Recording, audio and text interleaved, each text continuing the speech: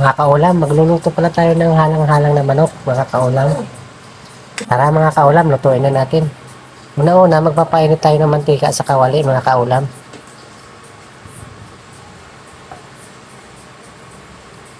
At saka ilagay na natin yung sibuyas, mga kaulam.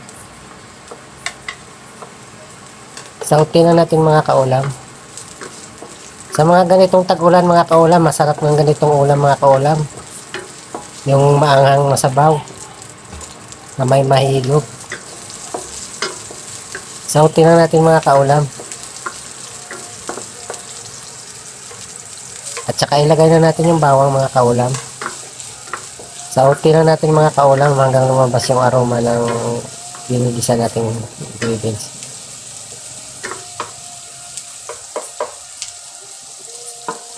Saka lagay na rin natin yung luya, mga kaulam. Sautin lang natin, mga kaulam. Pag napanood nyo pala ito, mga kaulam, huwag kalimutan mag-subscribe at mag-follow at comment. Maraming salamat sa inyo, mga kaulam, sa inyong mga panonood.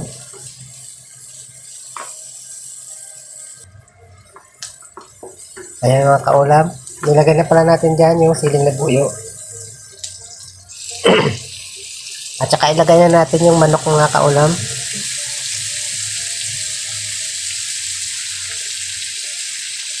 Yung manok pala natin dyan, mga kaulam, breast chicken pala nabili natin yan, mga kaulam, mga 1 kilong breast chicken.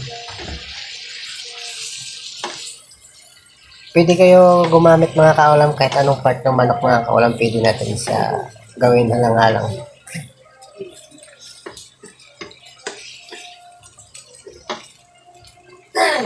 Halo-haloin na natin, mga kaulam,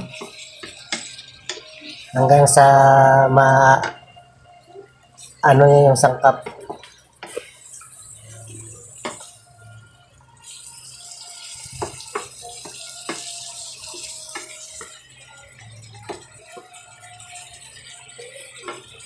Ayan na, mga kaulam.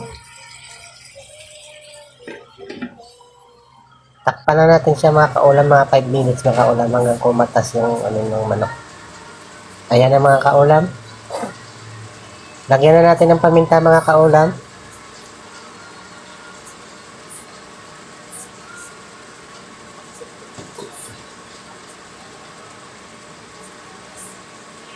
Tsaka lagyan na rin natin ng patis.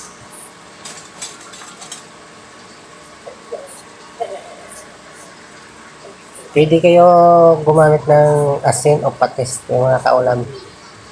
Sa akin, yung ginamit ko dyan, mga kaulam, patis. Tsaka lagyan na rin natin ng laurel. Laurel leaves. At saka yung pamintang buo, mga kaulam.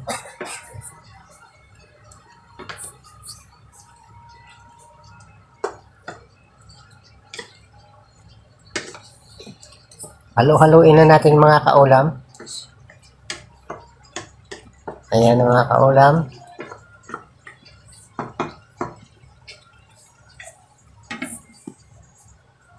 Takpan natin mga 3 minutes, mga kaulam. Ayan na, mga kaulam.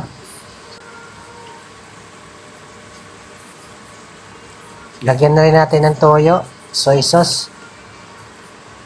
Ayan.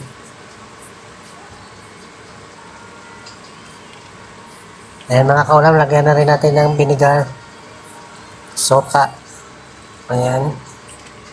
Paglagay nito, mga kaulam, tansyahin lang yung mga kaulam, ha. Yung sakto-sakto lang. Takpan natin, mga kaulam. Ayan na, mga kaulam. Lagyan na tayo ng tubig. Yung sabaw.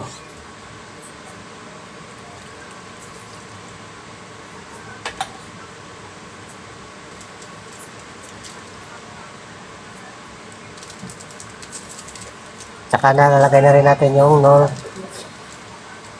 cubes.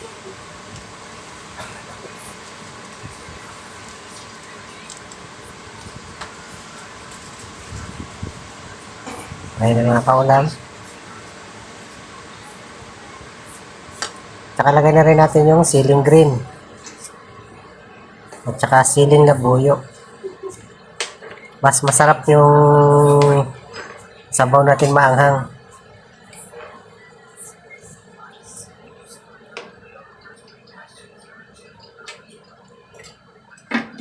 Halo-haloin na natin mga kaulam.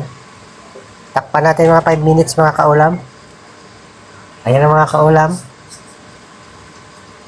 Tikman natin yung sabaw mga kaulam kung okay naman yung timpla niya. Ayan na mga kaulam. Ilagay na rin natin yung sayote.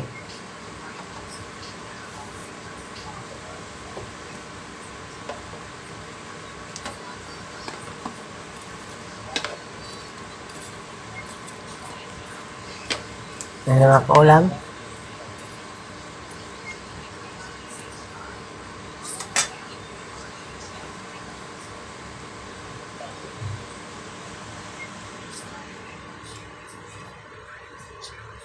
Binabati ko pala dyan yung kasama ko sa trabaho, si Raul Rasuna.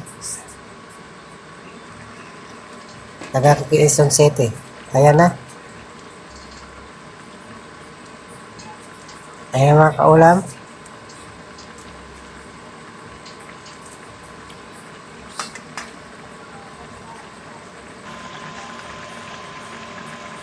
Ayan na mga kaulam, luto na yung spicy halang-halang na manok natin. Tara mga kaulam, kain na tayo.